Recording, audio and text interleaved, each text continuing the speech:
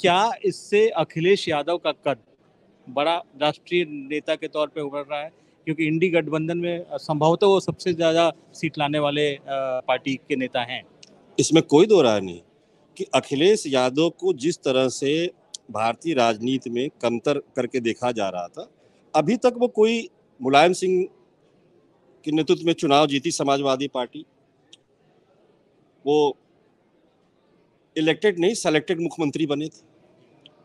उसके बाद योगी जी ने उसको रिप्लेस कर दिया। 2 बार लगातार विधानसभा चुनाव में हार हुई, लोकसभा चुनाव में भी उन्होंने गठबंधन बनाया 19, वहां भी करारी हार हुई, बल्कि बसपा उसको ज्यादा एडवांटेज मिला। तो वो अब इस जीत के बाद समाजवादी पार्टी का लोकसभा चुनाव में उत्तर प्रदेश में अब तक का ये सबसे शानदार प्रदर्शन है।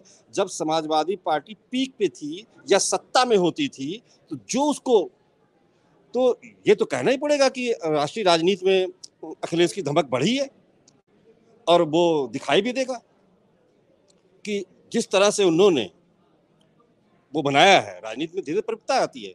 तो समाजवादी पार्टी के लिए तो एक बड़ी संजीवनी है ही है, और ये थोड़ी बहुत कांग्रेस के लिए भी है। उत्तर प्रदेश में कांग्रेस बाकी जगहों पे बहुत अच्छा कर रही, कई जगहों पे तो, लेकिन क्षेत्रीय पार्टी के रूप में अगर आप देखेंगे, क्षेत्रीय पार्टी के रूप में तीन ही जो प्रमुख निकल के आ रहे हैं, टीडीपी, तृणमूल और सपा। उसमें समाजवादी पार्टी सबसे ऊपर है। तो भारतीय जनता पार्टी की जहां जहां लड़ाइयां क्षेत्रीय दलों से है, वहां उसकी लड़ाई बड़ी कठिन है। जहां जहां सीधे राष्ट्रीय दलों से उसकी लड़ाई है, वहां उतनी उसको दिक्कत कम है। जैसे कांग्रेस के 200 सीटों पे आमने सामने की लड़ाई है, 90% बीजेपी जीतती है। एकदम स्ट्राइक रेट है। कांग्रेस जहां क्षेत्रीय दलों का, भारतीय जनता पार्टी का संघर्ष क्षेत्रीय दलों से, क्षेत्रीय दलों का अपना एक आधार होता है, उनकी अपना एक वोट बैंक होता है। तो अखिलेश यादव निश्चित रूप से उत्तर प्रदेश के भी एक बड़े नेता के रूप में स्थापित हुए, राष्ट्रीय राजनीति में भी स्थापित हुए हैं।